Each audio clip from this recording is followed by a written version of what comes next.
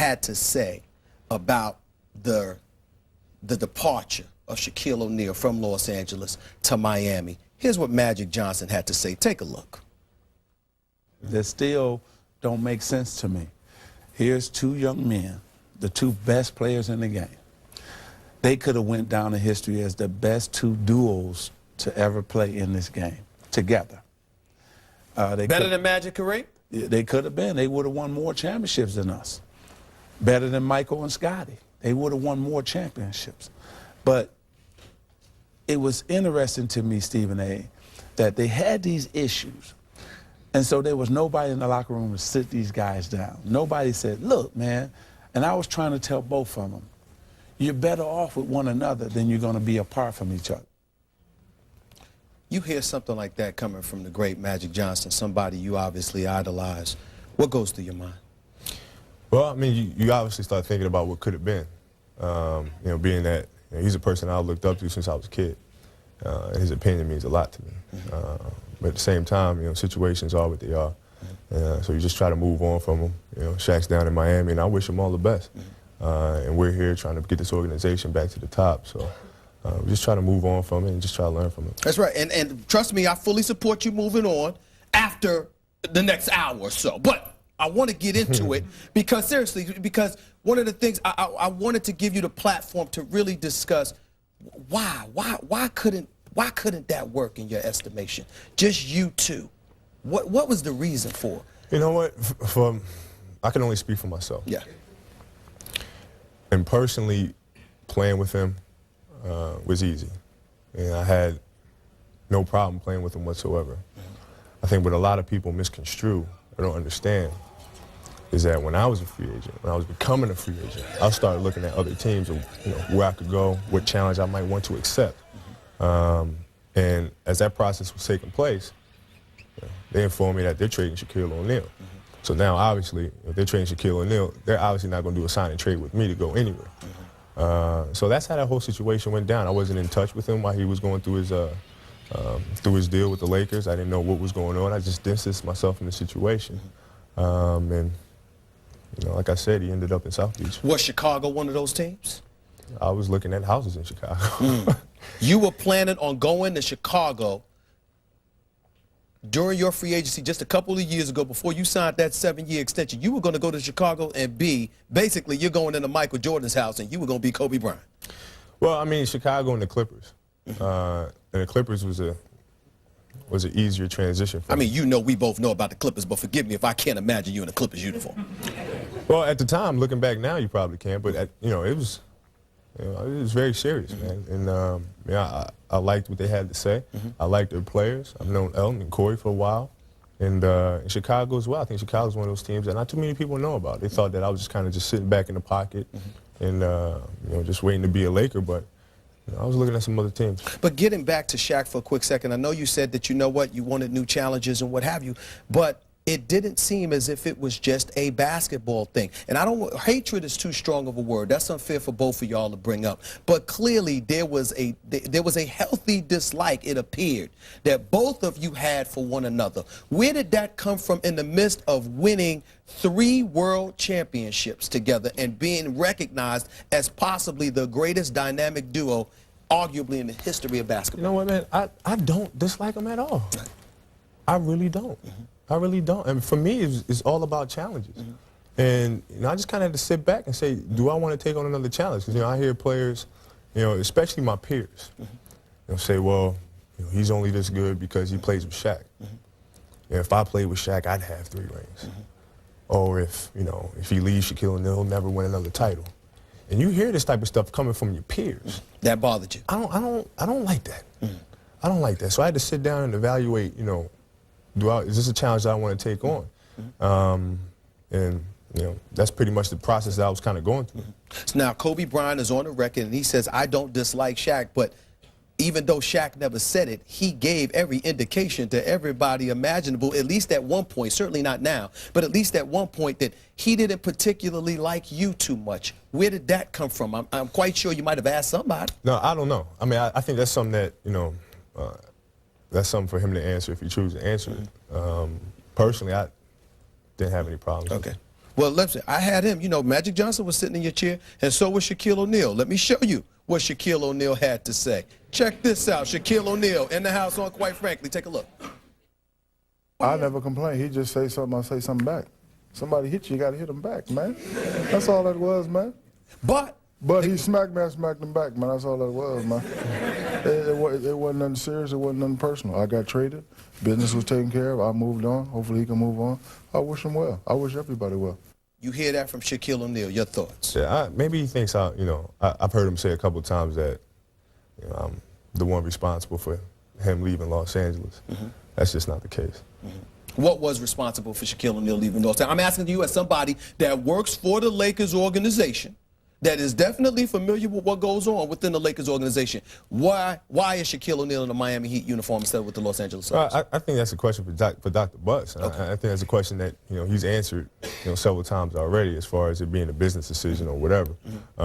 Whatever his motives were, don't know. Okay. It's not my job. I don't get into it. Now, I have to revisit one other thing. You talked about Shaquille O'Neal. There was a quote that you had given to Jim Gray of ESPN before, I believe it was before the 2004 season, where you basically said that he was fat and out of shape. You know, that doesn't, I mean, like you said, you don't dislike him, but you didn't like him that day. No, but that's job related. It's nothing about him as a person. And I always told Shaq that, even in practice, I used to tell him, man, you gotta get ready. You gotta get ready. Did he like hearing it? Probably not. But my job on the team is to make sure that we're fully functioning. And that was your job even back then. Somebody will look at a man 7'1", 350 pounds and be scared to say something like that. No, I mean, Right. that was part of my role, and that's what I tried to do with him. But probably rubbed him the wrong way. But I had to say it anyway. Are you glad you did it? Glad I did what? That you would be on guys, whether it was Shaq or anybody else. When you talk about playing the lead, taking the leadership role and be on a guy like that, are you glad that you got on him? Maybe not with that specific quote, but overall. If something I could take back was, being public with it. I think that, just goes into being a little bit immature as far as taking something public. You can say the same thing, but without bringing it to light so it becomes a big public issue. I think he and I both were guilty of that. When you think about just a few weeks ago, I believe it was January 16th, he comes up to you at the Staples Center. You guys got a game on Martin Luther King's birthday, holiday, and he comes up to you and he shakes your hand. And basically, it's the truce. It's the well-publicized truce. Bygones are left to be bygones. Before that transpired, it almost seems as if his silence was so conspicuous that it gave life to the quote-unquote feud that everybody perceived y'all as having. Did you look at it that way? No. How did you look at it? I know him. I know him very well. You play with a guy for that long, you know him in and out. Well, tell us what you know. And, I felt like, the public took something, the media took something and ran with it. And, and him just kind of playing to that. But he, you talk to him, you ask him a question about me as a basketball player. Oh, nobody's ever questioned you about a basketball player. So nobody's that stupid. Well, that's where our relationship, that's what brought our relationship together, was us playing the game and winning championships. Right. So I think him coming up, especially on MLK's birthday, man, that's big not only for, for us, the city of Los Angeles, but I think it's just big for our youth as a whole. Man. Why? Well, because now you see, kids who look up to us, kids who watch us play in the NBA, who aspire to be where we are. See these two grown men, putting their differences aside, putting whatever, altercation or spat, that they had aside, and just coming together and say, okay, you know what? It is what it is. Let's move on. I'm happy for you. You're happy for me, and let's just go and do our thing. Forgive me for bringing up Phil Jackson, but you shouldn't have any problem with what I'm about to say, because I'm going to start off my questions by showing you an excerpt from Phil Jackson's book. Mind you, Phil Jackson wrote this, not Kobe Bryant. Here's what he had to say. I won't coach this team next year if he is still here. He won't listen to anyone. I've had it with this kid. Here's another excerpt. I sometimes think Kobe is so addicted to being in control that he would rather shoot the ball when guarded or even double teamed than dish it to an open teammate. He is saying to himself, how can I trust anybody else? Here's my question to you, Kobe. How many times have I asked you, how's things going with Phil Jackson? You got a smile on your face. You say everything's going well. I'm happy the fact that Phil is back. How can you be happy that that man is back?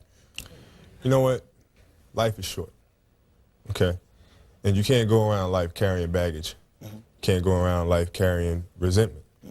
Just can't do it. It's too short. You know what I mean? So you have to forgive and move on. And he's come here to help us get back to the top. He's come here to coach me and to support me, and he's communicated that to me. So who am I to judge somebody to not forgive him and to move on? Give him a round of applause.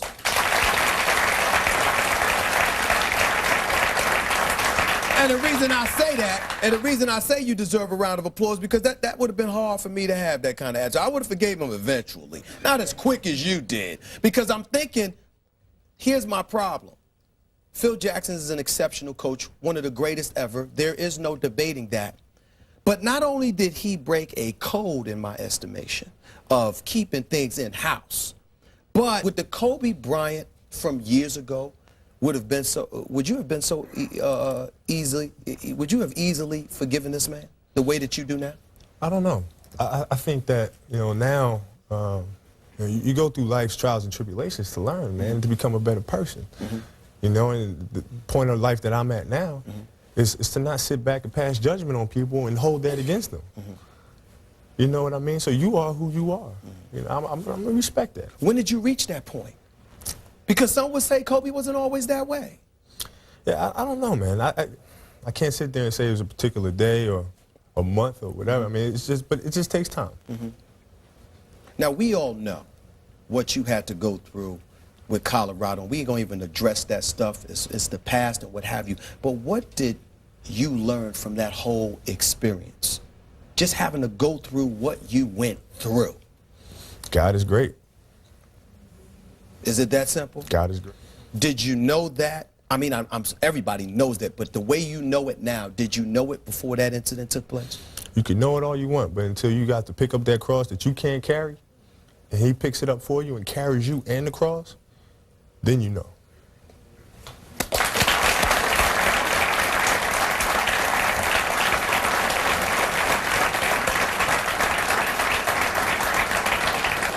What was the hardest thing for you to deal with as that whole ordeal was going on in your mind? I remember you looking to the cameras and talking about, I'm innocent.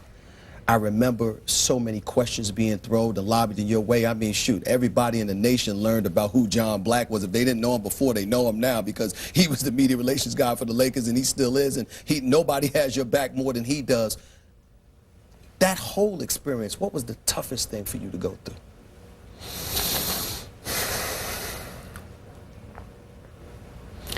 Just keeping our family together. Your wife, your daughter Natalia. Keeping our family together. Right.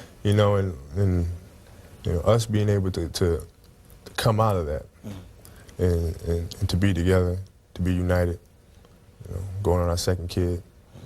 And that means more to me than... Do a second kid in May. In May, yeah. So that's more than any championship or any, ring or whatever it is. That's more than... How together are y'all now? Oh, man, like I said, we got another one coming in May, another girl. So I'm going to have 2 little princesses. It's cool, man. It's a blessing. How supportive has your wife been? Oh, extremely supportive. She pushes me to continue to move forward and continue to be the best basketball player I can be out there on the floor. When I come home some nights I might have 50 points or something like that, and we win the game. She comes back, she says, you missed the free throw. You should have 51. Yeah. So she's constantly challenging me to be better. I asked you that question because at that same press conference when you were talking about being innocent, I remember her holding your hand and you holding her hand, and the look in your eyes, it was almost as if you felt more pain for her than you did for you. I won't worry about me. Even at that moment in time? I won't worry about me. Never crossed my mind. Never crossed your mind. Why was that? I just wasn't worried about myself. And how do you get to that point? What gets you to the point where you don't worry about yourself, even under such trying circumstances? Well, I mean, you you want your daughter to grow up with a father. You know what I mean? You want your wife to have a husband there before, and you want them to grow up and having a great household. You know, and for myself personally, I mean, I just wasn't. I'm gonna be okay. I'm gonna take care of myself, but I know that they need me. So I was more worried for them than I was for me. The interesting thing about that is, though, when you listen to Phil or when you listen to even yourself and players that talk about you, the one thing that is a consensus about you, and it's not a negative, but they talk about your willingness, and you have to control things. And that might have been one of the few times in your life that you may not have had any control. What was that like for you? Man, you just let the situation go. Just let it go. I mean, it is what it is. You let it go, put it in God's hands, and He'll carry it. I always let LeBron know off top, dog, they love you right now. They love you right now. But please believe me, the first incident, the first time something happened, they are waiting, man. They're waiting, man. They're waiting. They're waiting, man. Just like, I mean, I hate to bring it up, but the other situation with Kobe. With Kobe Bryant. Yeah, yes, well, all this time, he's the #1 man, the perfect man to everybody and everybody's heart. He's the #1 man. Kobe Bryant is who Kobe Bryant is, dog. But these people want him to be the Kobe Bryant that they want him to be. And it ain't right. You know, Kobe Bryant is his own man, man. He only get to live one time. People are killing this man, talking about his image or whatever. I mean, the man made a mistake. However he made the mistake, he made the mistake, and let's go on. You hear that from Allen Iverson.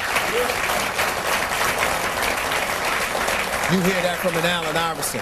What does it mean to you right now that whether it's Allen Iverson or LeBron James with his quote in ESPN, the magazine, and some of the things that they said, all this love that all of these players are showing you, the way they once looked up to MJ, they're looking at you like that now. How does that make you feel? Makes you feel great, man, because it's all about your peers. You know what I mean? It's not about endorsements. It's not about fame. You want your peers to respect what you do, and appreciate what you do as a basketball player and as a man. So it means a lot to me. Man. Do you suspect that there's anybody out there, whether it's a Vince Carter or it's a Dwayne Wade who you've gotten into some stuff with on the court? I mean, is it a situation where some of these cats think they can mess with you and, you feel like you've got to check them relatively quickly? Well, I think the game itself is about competition, right? So when you step out on that floor, the person that you're playing against, your opposition, must feel that way. And if they don't feel that way, I can smell it out pretty quickly. You know what I mean? But and what do you do when you smell it out? You go right at them, and you try to take their will away from them. That's what you do, ain't it? You take people's will. Just tell the truth. That's what you do, well, Kobe. When you play the game, when you're out there playing basketball, man, that's what you have to do. That's what you try to do. But there's some players out there, particularly some of these young players who are a tough competition. Some people sit there and say, y'all keep talking about Kobe being the greatest player in the game today. Y'all don't realize that Kobe trying to be arguably the greatest ever. Your response? I got to get a couple more rings. Are you going to? Yeah, you know what? I won't rest until we do.